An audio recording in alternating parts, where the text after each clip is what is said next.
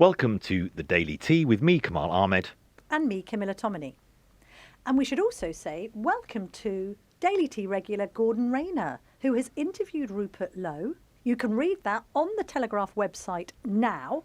And you interviewed him, Gordon, as Reform are riding on the crest of a wave because they've gone from a 14% vote share last year to now polling at around 25 to 26% of the vote.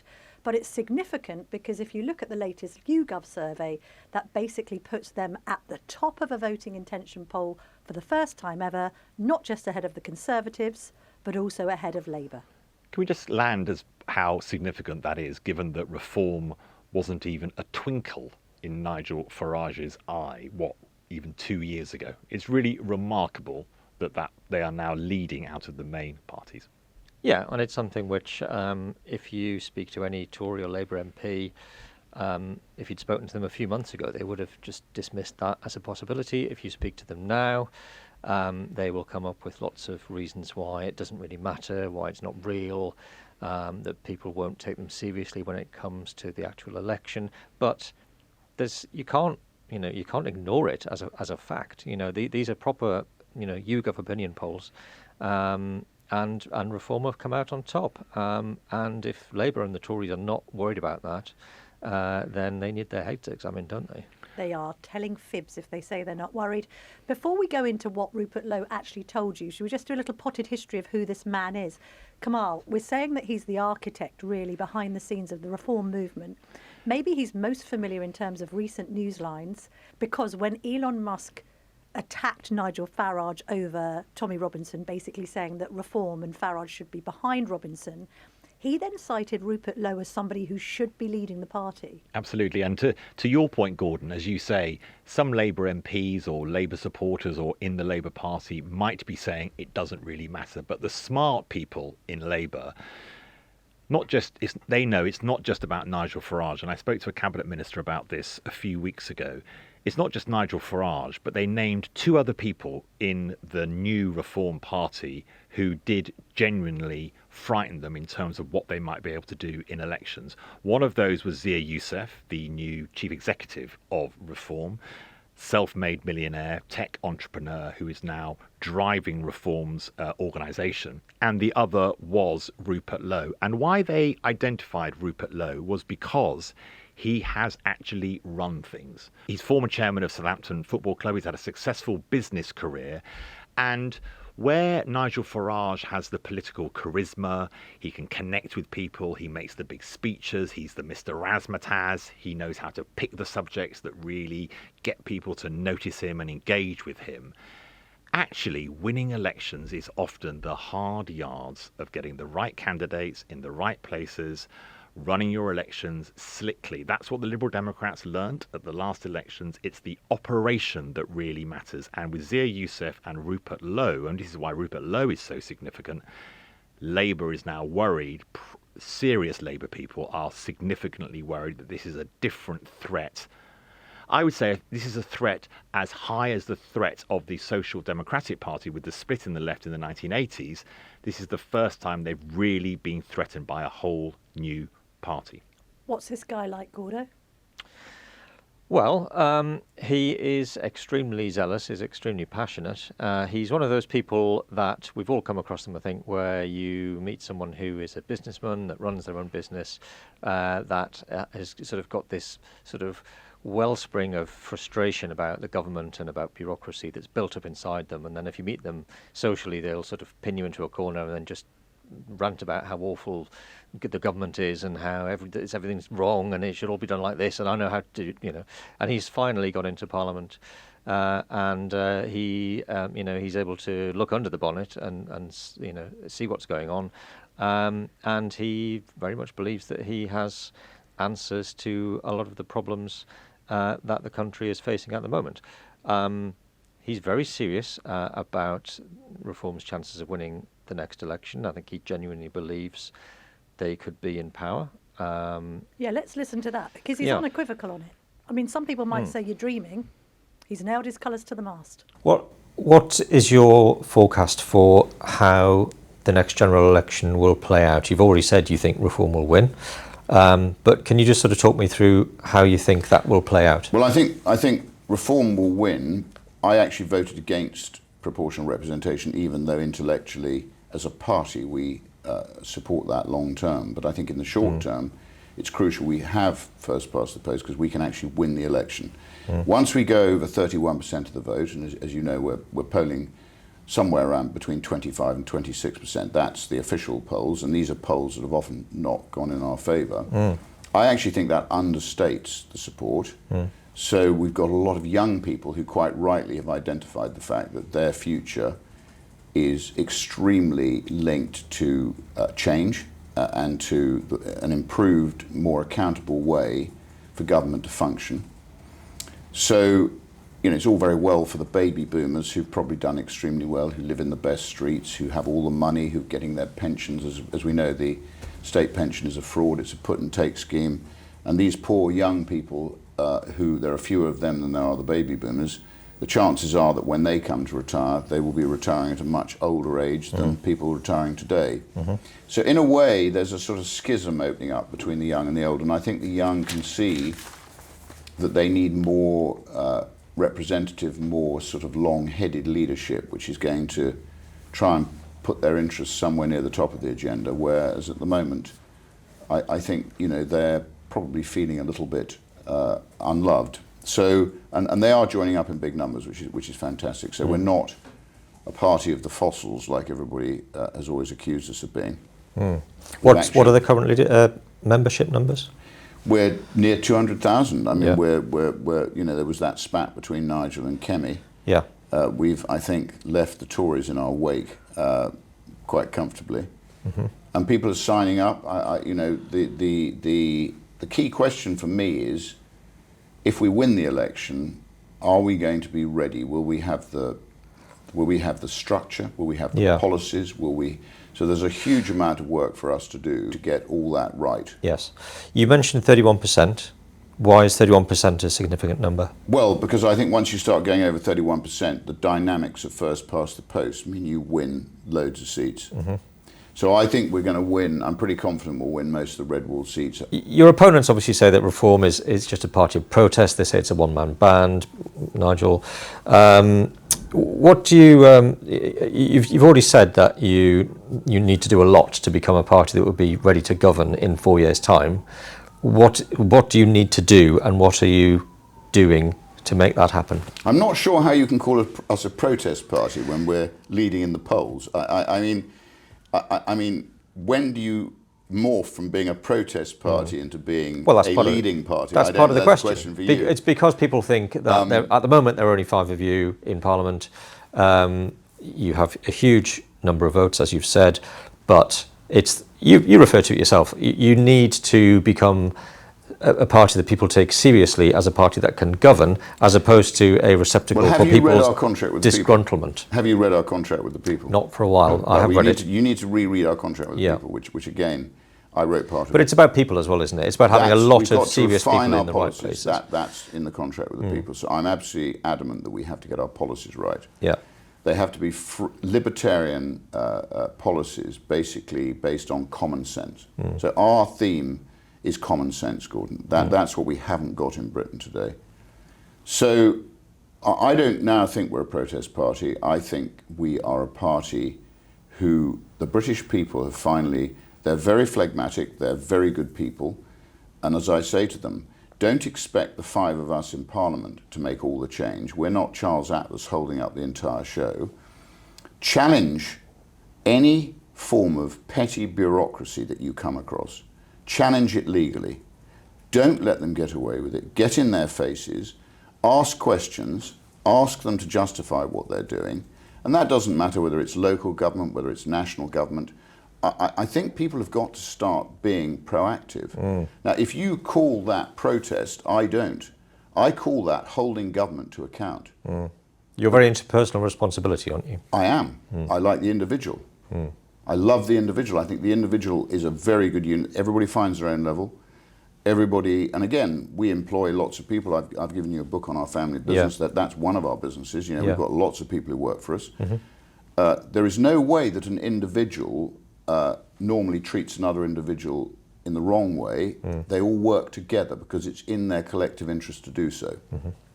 The state, however, when you get an unaccountable state and you get average lightweight people at the top, you start to get people behaving badly towards other people. And you only have to look at what happened under communism, what happened under any form of totalitarianism. No, we want devolved government based on the individual. And you do need some government, of course you do. You need government for defence, you need government for the basic sort of structures of life. As Adam Smith would say, you basically, you need a structure that ensures that if people start to treat each other unfairly, there is a mechanism to put that right. Otherwise, just let people get on with it. I think you asked exactly the right question there, Gordon, about there needs to be a depth of policy work for reform before they can be seriously engaged in the idea of being the possible next government. But what is interesting listening to Rupert Lowe there is that you feel quite clearly, Camilla, don't you, that the principles and the values are crystal clear about their approach, libertarian, much, much less state interference in our lives.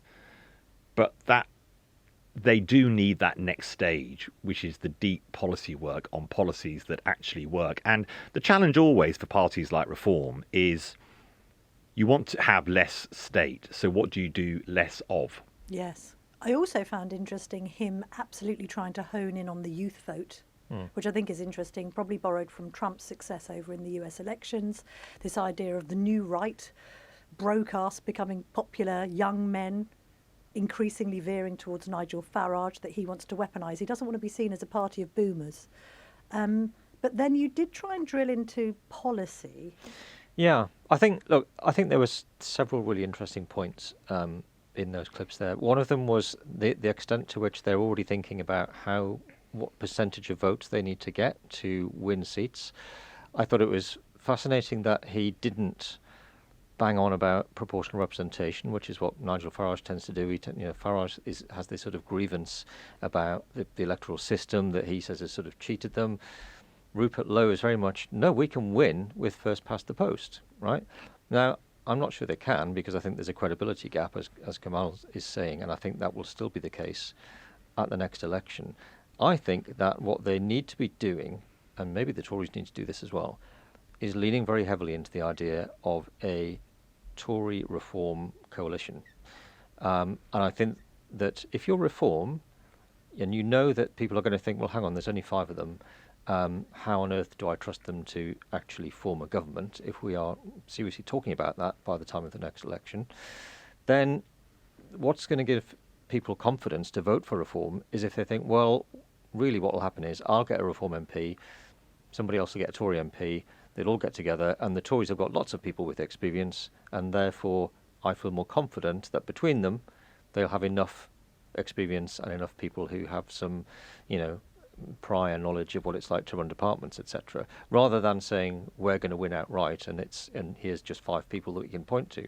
So I think that's, they really should be allowing that to become part of the narrative, that if we don't win outright, we'd be happy to go into a coalition with the Tories. That's how they're going to beat Labour between the two of them, I think. Just going back to the policy, the other thing to say about that is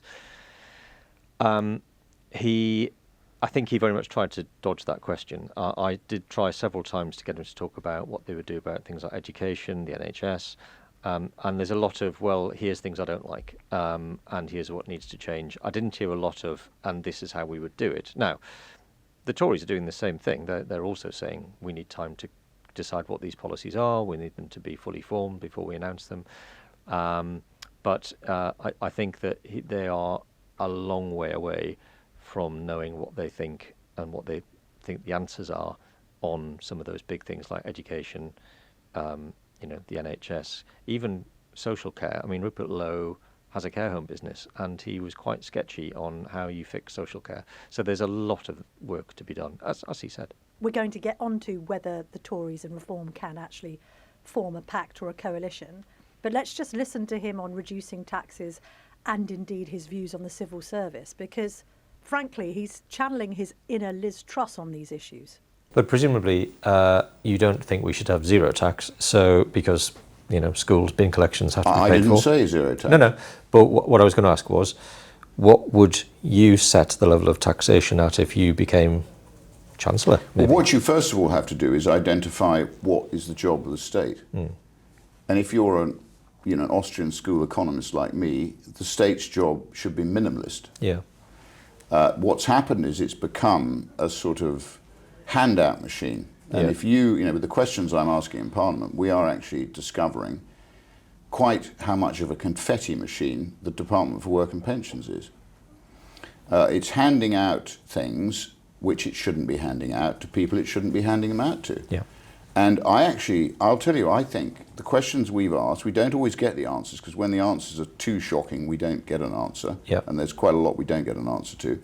But when we do get the answers, and when I stand up in Parliament, it's not rocket science. I'm not that brilliant. I'm just a punter who's come into politics at the age of 66, who's run businesses and done lots of things in my life. Most of the people here haven't done that. So, I'm like the one-eyed man in the land of the blind.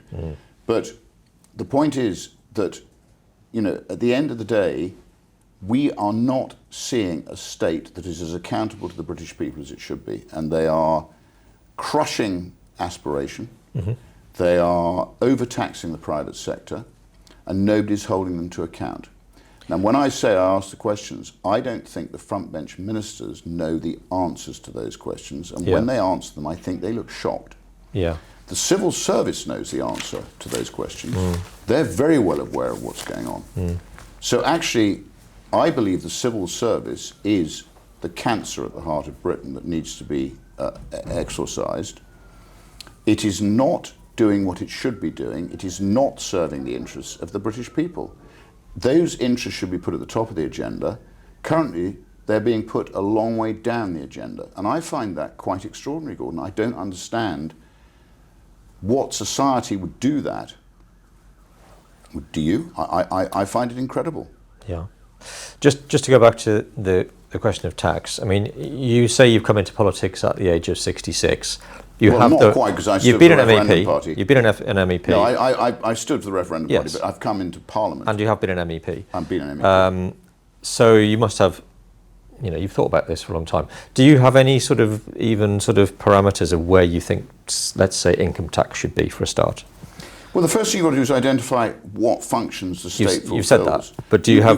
You can't start by saying what tax are we going to charge and then fill the state. But you must have thought tax. about this. You have to start about what do we need from the state and then what do we need to fund it. Sure, but you don't have a number.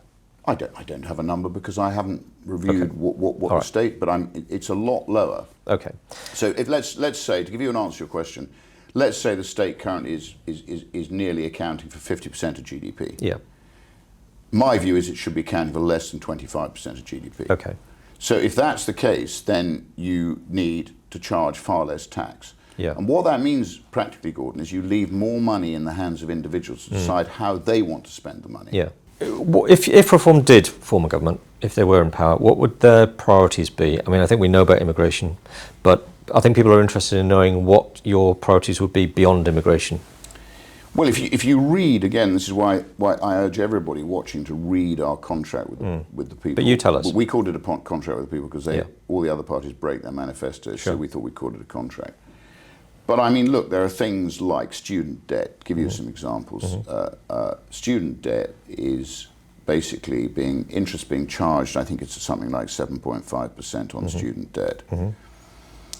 That is lunacy. That needs to be dealt with. Yep. I mean, these students have been encouraged to go and run up debt, and I think it's now that fees have gone up. Okay.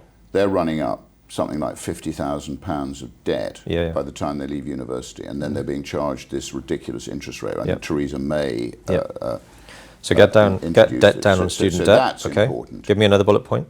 Well, taxation, obviously, tax is too high. Yeah, we've talked about that. We need to cut tax. NHS, what would you do about that? Well, the NHS is a problem.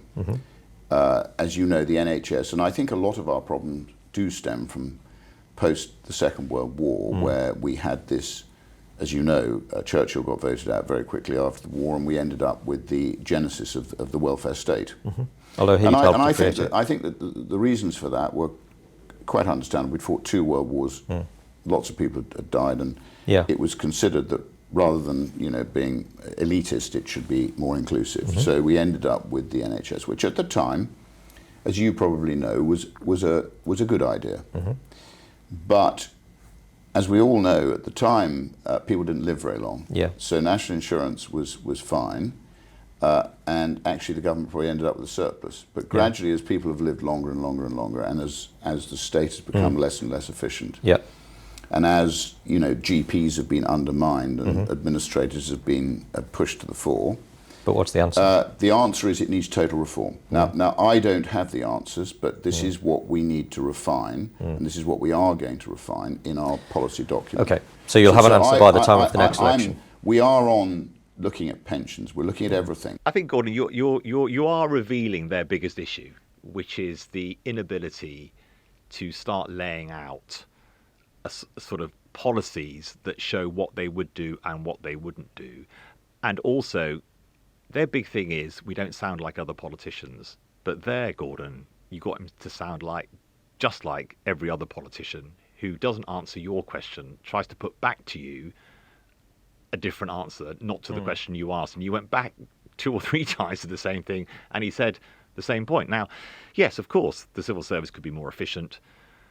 Getting the amount of GDP connected to the state down to 25%, cutting the state in half in terms of its economic size within the UK. I mean, I was sort of raising an eyebrow, maybe more than wincing, Camilla. I mean, that is such a mega change in what we imagine the state's going to be doing. All the polls are that the public wants the public sector to do more things for them. They are illogical.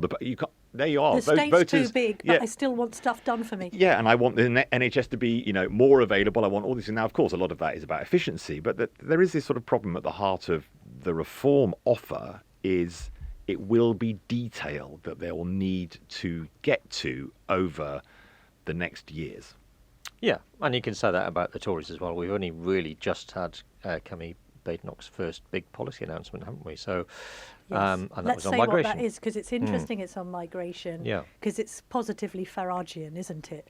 To suddenly go in on immigration. This suggestion that people who come here from overseas, if they have to be net contributors. So if they haven't contributed to the tax system after 10 years, and they get to be booted out. Is that what the policy is roughly? Know. That's part of it, yeah. But that's very reformish. So this whole idea, I'm not going to try and out Farage, and the first policy is absolutely trying to do that. Should we get into the local election issue? Because as you're interviewing Rupert Lowe, his colleague Nigel Farage is out ranting and raving about Angela Rayner, the Deputy Prime Minister's plan to axe the local elections in May. Kamal, we were at the Reform press conference where Nigel Farage had bragged that Reform were going to show their colours by getting hundreds of seats. Now they're not going to be able to stand any candidates at all. So Angela Rayner has announced reforms of local government authorities which weren't in their manifesto. Suddenly these policies have come out post the election with Reform doing rather well in the polls, affecting, in the main, Reform strong areas like Essex and parts of the East Coast. Nigel Farage has called foul, has said that only dictatorships cancel elections. Let's hear a bit of Nigel on Angela Rayner's announcement. What we do know is that the reorganisation of local government is going to take up to 3 years to complete. And given that a term for a county councillor is 4 years, there is absolutely no justification for cancelling the elections of 5.5 million people other than the cowardice of the existing political class. And that's why we've launched our petition on this, which nearly 250,000 people have signed already. We are blooming angry. This is wrong. The political weather has changed in local government over the course of the last 4 years, and people deserve to have a... It has to be said that this adversely affects the Liberal Democrats as well. Gordon, I know you spoke to him before the announcement was made, but he did make the point to you that he was worried about the situation in his own constituency. Yeah, they knew what was coming. He's MP for Great Yarmouth, and Norfolk is one of those areas that is affected by these very sudden Angela Rayner announcements that she's going to shake up the whole of local government. I mean, I wanted to talk to him about what Reform would regard as success in the local elections. And of course, we couldn't really get into that because the whole thing's off pretty much, they didn't know where they were going to be, so where they would stand, so difficult. We've got the May elections coming up, quite hard and fast. Well, there's an announcement today, I think. Yeah. Well, let's assume that the local elections go ahead in May. What would success look like for Reform in those elections? Well, I don't know if they're going to go ahead in Norfolk. So, as you probably know, they're trying to create a unitary authority. Yeah. Mm-hmm. And I did stand up in Parliament and say the Americans fought a war of independence on the basis of no taxation without representation. Yeah. So should people have to pay their council tax beyond May, when the people representing them will not technically be elected? Yeah. And by what name do we refer to these people, these unelected people who are still carrying out duties? Are they going to waive their salaries? Are they going to behave in a way that represents the fact they're unelected? So I don't know what's going to happen. But let's assume there are elections across the country. Again, how quickly do you think these unitary authorities will be set up? Knowing the history of the way in which our government moves at glacial pace and our local governments move at glacial pace, I can't see these elections happening for at least a year and probably two. Yeah. So how long is this going to go on for? Therefore, for me, the default position should be to hold the elections and then to introduce the unitary authorities. But to go back to my question. That's democratic. Sure. What would success look like? What are you targeting? Well, we'll do very well. I don't have a view, but I think if you look at in Star Wars terms, Gordon, the Force is with us. And if the Force is with you, you tend to do quite well.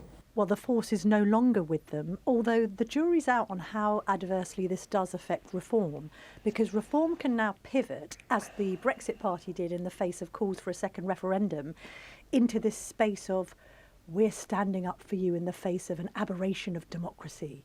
We're on the side of you, the little people, rather than the establishment forces trying to keep Nigel Farage back. And to be fair, Telegraph readers agree with that. Phil Kane. It's not a blow for Reform. It's power to their elbow. Just think how much they will grow by 2026. Just think how much they will grow by the 2026 elections. And much of that growth will be anger at this government's gerrymandering. Christine Green says something similar. What doesn't kill you makes you stronger, she says. The more they try to kill off Reform and its voters, the stronger we become. Just to be clear, what's happened is some of the authorities around the country, Labour has now announced it wants to make into unitary authorities. It is those councils where the elections have been cancelled. The majority of the elections will be going ahead. So actually, Camilla, they can have their cake and eat it, Reform. They can go heavy on they're cancelling the elections, they're shutting up your voice, and that could have a positive effect in the other local elections. So they could win big, and Labour could still have the problem of cancelling the elections. You might even say it's another example of Labour not being very good at politics. Well, as you've mentioned, Gordon, one of the big issues for Reform and the right in the UK is there a deal to be done between Reform and the Conservatives? As we say, Reform are at the moment the largest of the main parties, several points ahead of the Tories in the polls. But the idea that they can jump from 5 seats to a government on their own, as you say, Gordon, stretches at least what has been the traditional political consensus about how to make a government. Who knows if maybe that would change. But Gordon, you did ask Rupert Lowe whether Reform would consider some form of alliance with the Conservatives. Let's hear what he had to say about that. If Reform didn't win the next election outright, let's just say for the sake of argument, could you foresee a coalition government with Reform and the Tories? Well, I think we will win it, but I don't want to be overconfident. But I think I've said this consistently. So when we were polling even 7, 8, 9%, I've said we're going to win the election. So I'm being consistent on that. As you probably know, there was something called a coupon election. I think it was in 22. So that's where you basically do a deal. But I don't see us doing a deal with the Tories. I think the Tories... I'm talking about after an election as opposed to before. Well, I'm talking about the Tory versus Reform. I think the Tories are dysfunctional now. I think they've basically lost their way in head office, so that needs to be reformed. But sorry to interrupt, their but MPs are largely Lib Dems, not Tories. Sure. So I don't. If you're asking me, I don't see the Tories unifying the common sense No, wing of the party. but what I'm asking- Whereas we're clean. So I think Yeah. the Tories who are sensible Tories Yeah. are more likely to join Reform Okay. than we are likely to join the Tories. So in answer to your question, let's see where we go. And all I can see happening is us and the Tories running parallel between now and whenever the election is. Yeah. And then I think we'll see, and then depending on where we are, I think it's very difficult to predict the outcome of what happens until you know where we are So you're not- as the election's Okay. announced. So you're not ruling it out. I don't think it's in our interest to be taking any Tory who comes our way. There are some Tories who I think Yeah. are good news, but I don't think our supporters want to see a rehash of the Tory party No. in Reform. I think they want to see genuine reform. Yeah. Okay. I'm just thinking that if you look at the polls, which is where we started, it's basically a third at the moment, isn't it? And if that happened at an election, you might find, obviously you could have a hung parliament, you might have a very sort of unheard of situation in this country where you basically have three parties that have all more or less got the same number of MPs.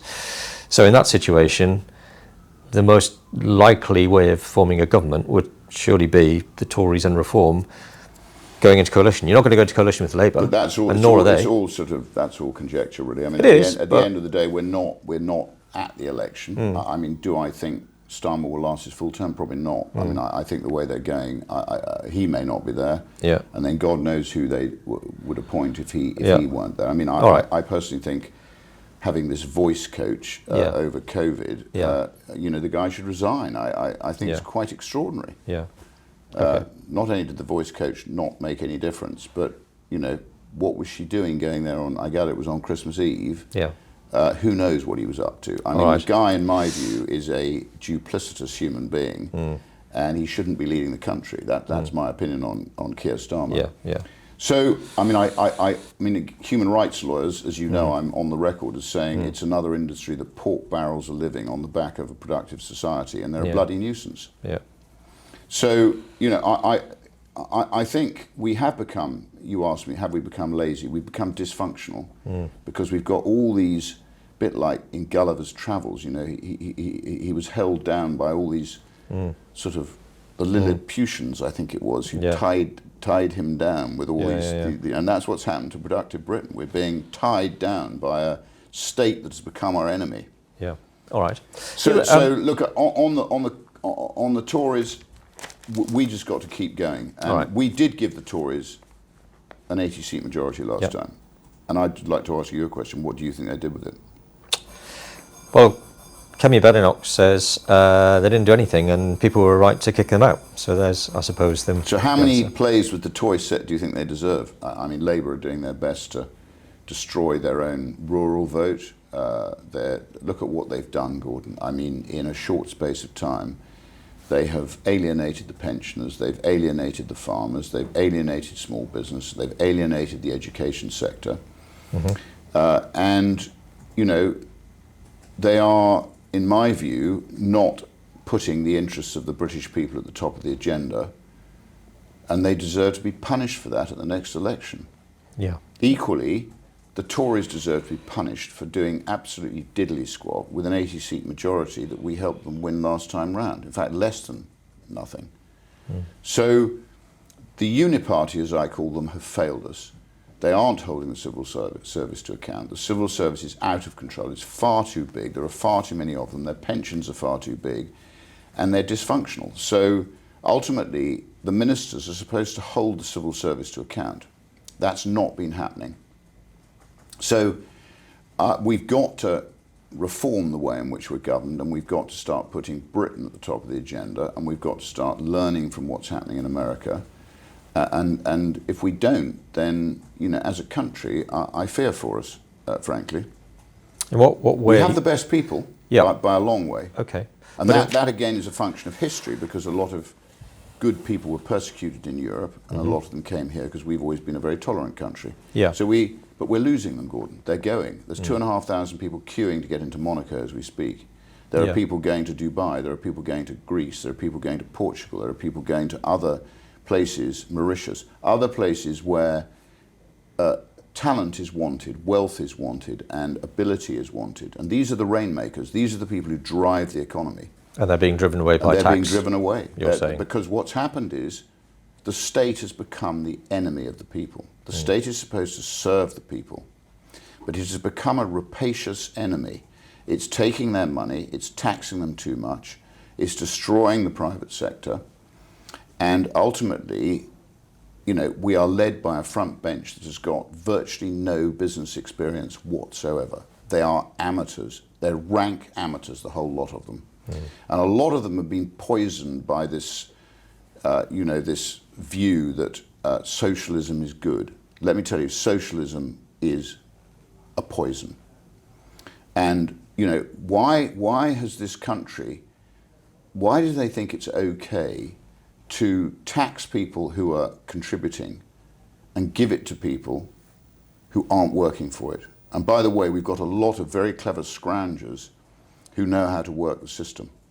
And that's all got to change. You know, we've got to reward those people who basically are driving the economy, who are employing people, who are collecting all the taxes and gift wrapping them and giving them to the state. The state is supposed to be serving the people. It's not serving the people. And that's not just the state, that's local government as well. They're not serving the people. And when I hear that, you know, give you an example, Eastleigh Borough Council are £500 million in debt. How? Birmingham's bust. How? I mean, how is this happening in people's name? And it's wrong. So it's got to change. Reform is the only hope. I love it when politicians start asking the journalist questions. It's like, hang on a minute, matey. You're here to really answer the what questions. anyone wants. I know. And also, he doesn't need a voice coach, but he maybe needs a political coach. He does need to answer your questions, Gordon. But anyway, you kept plugging away, which was the right thing to do. Come on, I want to ask you, the right, this is a debate that on the left in the 80s, when I first became sort of, you know, aware of politics and started studying politics, the big thing was the split on the left between Labour, the hard left, and then what became the SDP, the sort of soft left, which then morphed into the Blairite left and then became the government many, many years later. Do you think on the right, how's it going to play out, this idea? We've never had really in the United Kingdom since the Second World War a split on the right, which is why the Conservatives have almost been the natural party of power. But now we're going right back to sort of 19th century Whig versus Conservative, you know, Liberal versus Conservative split on the right. What do you think is going to happen? How is that going to play out? There's a curious situation going on, isn't there? That a party with 5 MPs versus a party with 121, the Tories, and yet everyone's talking about Kemi Badenoch being the junior partner in this relationship. And that could be because the popularity polls, if they can be believed, suggest that people would rather have Nigel Farage as Prime Minister, 20% according to the latest YouGov survey, than Kemi Badenoch on 9%. In fact, they'd rather have Farage than Starmer, who's on 19%. So that's problematic because Farage has much more cut through. And when it comes to a pact, my feeling is that, I mean, Badenoch seems extremely reluctant to talk about a deal. Oh, wants to destroy the Conservatives. We can't possibly get into bed with him. Well, she said no deal, not deal. desperate, yeah. Whereas if Robert Jenrick had become leader, I think he would do a deal because he is coming from a different sort of school of thought. He's in Newark where he knows he cannot win as a Tory unless he's Faragian. In fact, it would be much more useful for him right now to defect to Reform. Then he's guaranteed, he's shooed into his seat. At the moment, he's on 3,000 majority, and that's the 30th safest seat in the Tories. Isn't that nuts? You're the 30th safest seat. So natural selection will go on here. The Tories that aren't right-wing enough are not going to win. But that's the same for Kemi Badenoch. Isn't Kemi Badenoch's majority in Saffron Walden like 2,500? I mean, all of their majorities are tiny, but what I'm saying is... So Kemi Badenoch's got the same argument. So what do you think? What conclusion will they come to? Well, look... is it all showboating? No, I'm never it's going to not. do a deal. No, I'm never it's going to not, do a because deal. How do you... Well, Nigel Farage absolutely has to do a deal. Because how can he on one hand claim that he wants to save broken Britain and then leave it to another 4 years of Labour government? he can't squander the country back to the left and then retain his man of the people credentials. And equally, by that point, the Tories will be obliterated if they don't align with reform. So what are they to do? I still, if I was going to put money on it now, I think, I've spoken to Rupert Lowe about this, I've spoken to Nigel Farage about it, I've spoken to Kemi Badenoch about it. I don't think that the Tories and Reform will formally do a deal before the election, partly because Farage was so badly burnt last time. It's one of the things that he says in just about every conversation you have with him. He's still very angry about that. I don't think he trusts Kemi Badenoch. I don't think he respects her, perhaps, in the way that he maybe ought to. So my suspicion is that they will allow the idea of a coalition government to take seed, whilst formally saying we're fighting each other. I don't think they're going to do a deal on seats. I think unless Kemi Badenoch is deposed, I can't see how Kemi Badenoch can lead a party in coalition or partnership before the election, as you say, Gordon, with Reform. Yeah, so they club together and do a kind of 2010 thing in the hours after the Big Ben gongs go. So, similar to the Conservatives and the Lib Dems, exactly. And Nick Clegg after that. Let's hear from you about your thoughts on Tories versus Reform. This from Will, who asks, Kemi has a plan, ? She should learn that a good plan today is better than a perfect plan tomorrow. While she is trying to figure out with the brightest minds in the kingdom what conservatism is, Reform is leaving her in the dust. Camilla, you and I have discussed this slow method that Kemi Badenoch wants to put in place, and we're going to speak to her on Monday about this, that she thinks that if you look at Margaret Thatcher from the 1970s, she became leader of the Conservative Party in 1975. They didn't win an election until 4 years later. So she has, if she follows the Margaret Thatcher playbook, she has plenty of years to do her policy work, go back to the public, say, we have changed, we made mistakes, we have changed, now you can vote for us. You're a bit sceptical about that. Yes. It's weird, though, isn't it? Because righties would kind of consider a Nigel Farage, Kemi Badenoch mashup as a dream team, genuinely. Let's hope they can get over their own egos. By the way, if you want to put a question to Kemi on Monday, she's coming into the Daily Tea studio, do get in touch. The email is thedailytea@telegraph.co.uk, or you can contact us via our social media channels, Instagram, TikTok and X, @Daily Tea Podcast. Right, I mean, Rupert Lowe isn't a guy who sits on the fence, Gordon. No. And you asked him about Elon Musk and Tommy Robinson, which is interesting because Elon Musk basically suggested that Farage should be supporting Robinson, and because he refused to, Rupert Lowe would be the better man to lead the party. And you put all that to Lowe, and let's listen to what he said. Elon Musk thinks you should be the leader of Reform instead of Nigel Farage. No, that's not what he said. So what he's been, and I'm very honoured and privileged that he's, I think he is the world's most prominent and successful entrepreneur, for which I hugely admire him. He does follow what we're doing on Twitter, and that to me is a huge honour. I think he follows us now, which is great. Yeah. He has 215 million people following him. I only have 271,000 people following me, so I'm a minnow in Twitter terms compared with him. Okay. But when one of my lot asked him, did he think I should be? He didn't say I should or shouldn't. What he said was he enjoyed what we were putting on Twitter. That's different. Okay. Nigel's the leader of Reform. But he thinks Nigel shouldn't be the leader of Reform, and he likes you. I don't know where that came from. I mean, he did say that, but you're linking the two and probably stitching two ends to meet in the middle. I don't think he actually said, I don't know him. I've never spoken to Elon Musk. Yeah. But he did say he thought Nigel should not be the leader. How awkward a moment was that for Reform?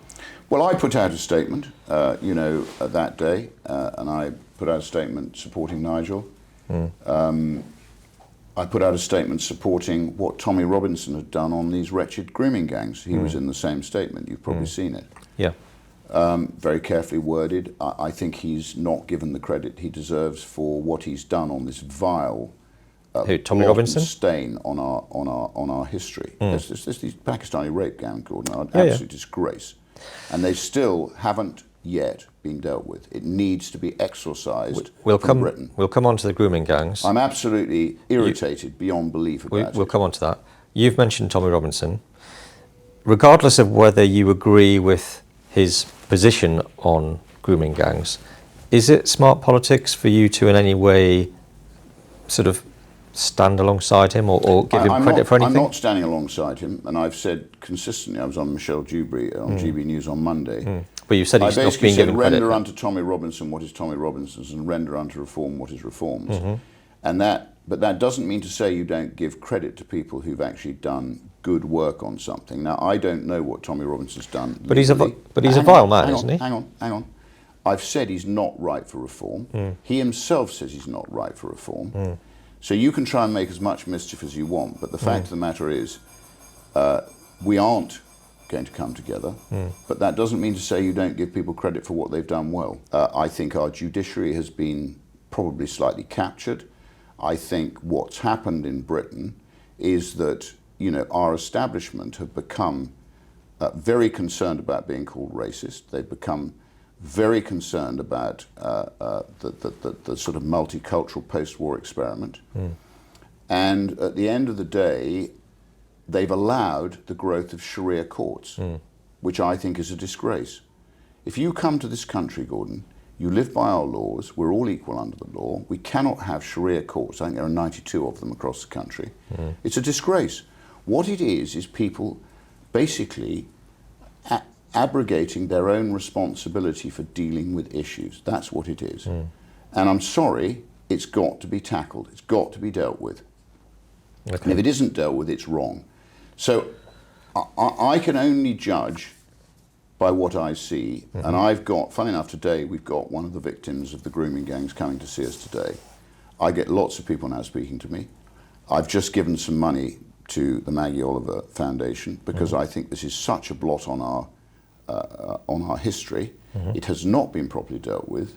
And you tell me why Labour aren't having a proper national inquiry with statutory powers. You would support a national inquiry? Of course I do. I want one. We need one. We must have one. What about deportations? Should Labour be deporting anyone who's involved in grooming gangs if they are not British citizens, or if they are, I don't know, where would you put the bar for that? I'm completely consistent on deportation. So I would detain and deport any illegal migrant who comes to this country. That illegal means illegal, okay? They're travelling across safe countries. There is absolutely no reason for them to stay here. There's absolutely no reason for us to be giving them priority over honest, decent British taxpayers, pushing them to the top of waiting lists, putting them in hotel rooms, giving them all the things that the British people don't get, and then taking the winter fuel allowance off our pensioners. Disgraceful. That's, to me, that's evil. So they should be detained and deported. Foreign criminals in our prisons, we're releasing prisoners early. Foreign criminals in our prisons, Gordon, should be deported. We don't need them. There's 10,500 of them. I know that because I've asked a question on it. Okay. But I'm coming to your answer. Those people who are here, so the Pakistani, and they were predominantly Pakistani rape gangs, there were some Bangladeshis and some Afghanistan involved, but those people who were found guilty of raping young white working class girls should be returned to Pakistan. We give 133 million, we did last year, in foreign aid to Pakistan. We're spending 10 million on these regional inquiries, these regional with no statutory powers, 10 million quid. We can say to Pakistan, you will take these people back, or we are not going to be sending you even if they are UK citizens? Well, a lot of them aren't UK citizens. So, but if they are? So we have to look at what we can do legally. If they're not UK citizens, they should be sent back to Pakistan. Okay. And I would also be prosecuting, as I've said, and I said it publicly, and I'll say it again to you, those people who knew that these people were perpetrating these crimes, who lived with them, who basically knew what was happening, they're as guilty as the people who are doing it. Okay. So I'm sorry, I take a very Protestant view on this. I thought what he said about Tommy Robinson was very interesting because, as he said there, his take on it is that Tommy Robinson has not been given enough credit for exposing grooming gangs. Well, regardless of any truth that there may or may not be in that, for a politician to openly sort of praise effectively someone like Tommy Robinson is not clever politics. I was surprised that he didn't sort of seize on my question about is that smart politics and sort of try and retrench a little bit from it. And I don't. To me, that felt slightly naive. As Camilla said before, he doesn't mince his words, and that's part of the appeal that Reform have for people.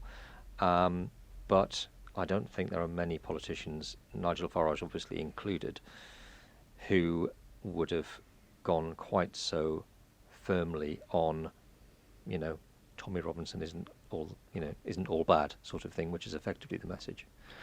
I mean, Camilla, it would be of no surprise to anyone that I think that Tommy Robinson is wholly toxic. But Camilla, you've made the point that for the right, they have to tread so carefully with someone like Robinson.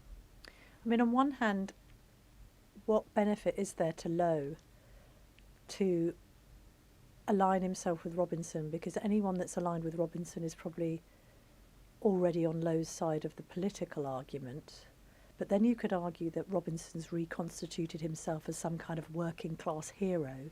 So does Lowe think it benefits him to be supporting this idea that Robinson's been treated unfairly by the courts, and therefore it's some kind of appeal to sort of white van man or something? But it's also he's creating a split with Nigel Farage, which Yes. also is not a smart thing to do. No, I agree it's bad politics. I'm just trying to reason why he would be saying that. He should just probably leave it alone. Yeah, and I think he's got to... What Reform needs to do a little of, at least, not wholly, but just be a little bit, enlarge the tent slightly so that some slightly more middle-of-the-road Conservatives can move towards Reform quite easily. Yeah, Conservatives who held their nose and voted Tory last time but are now thinking, oh, I can't do this anymore. Or indeed those Tories who couldn't bring themselves to vote for anyone. I'm not sure they're attracted by Tommy Robinson support, really, so they've got to be careful there. What about Trump, Gordon? Do you think that Trump's extraordinary first few weeks in office since the inauguration, where he has really challenged the status quo, helps a party like Reform who wants to do the same in the UK? Yeah, I do. I think that there are a lot of people who will be looking at what Trump has done and thinking, look, if you can leave aside some of the more extreme stuff like, turning Gaza into some sort of theme park, there are things that Trump is achieving, his sort of the trade war that lasted about 5 minutes when everybody caved. And they'll be thinking, well, you can achieve change. I know it's a different system, but there isn't, politics doesn't have to always stay the same forever. These things come, in the 1920s, the Labour Party came along and transformed British politics from then until the present day. The question is, are Reform doing what Labour did in the 20s and breaking up the system and effectively turning a two-party system into a three-party and maybe two different parties? I don't know. But I certainly think that it gives them a bit more of a sort of believability factor if people can look at them and think, well, they're huge disruptors. Can they really achieve that? And then they look at Trump and think, well, maybe they can. I think it makes the ground more fertile for Reform here, definitely, because they've seen it happen somewhere else, as you say, different system, presidential, etc. And I think two advantages that Nigel Farage has is that the Conservatives are not, knocking it out of the park politically. As we've seen from the polls, Kemi Badenoch is in third place as who would make the best Prime Minister against Farage and Keir Starmer. And the second big advantage is the mess Labour are making of so many different policies, whether that's the economy, the health service, whatever it might be. And that does leave a gap that Nigel Farage can exploit. Also, I think we need to consider what I would call the effort factor. And this happened in Brexit, where people were like, do you know what? I quite like this ruffian who's just... the effort. Yes, I like Yes, it. I've got it. it's Sorry, like- wasn't quite sure what you had said, but yes, the it's effort. like, I quite like this kind of two-fingered salute to the establishment. I'm just going to vote for Brexit because I bloody well can. And people will think when they're faced with that ballot paper, How much worse can it get? The Conservatives were a party of competence that led the country incompetently and broke their manifesto pledges. Labour are even worse. I didn't think it would be possible, but now I believe it. Reform. Farage. F it. Yeah, it's anti-politics, isn't it? There is an anti-politics movement going on in a lot of different countries where people are just saying, look, we haven't been given the answers by any of the sort of established parties, so we're going to try something else. And I think for most of our lives, and anyone listening to this, you would have thought, well, that's just not going to happen. But there's no reason why it can't. There's an awful lot of things that have happened in the last few years that we said wouldn't happen. Never say never, Kamal. It's certainly a big moment. Gordon, thank you so much for coming back to the Daily Tea. You can read Gordon's piece on the Telegraph website. You can. And on Monday, sitting in Gordon's seat, almost literally, I believe, will be Kemi Badenoch. So we can ask her a lot of the questions that we've posed in this fascinating walk through whether or not reform could really be the next government. Have a great weekend.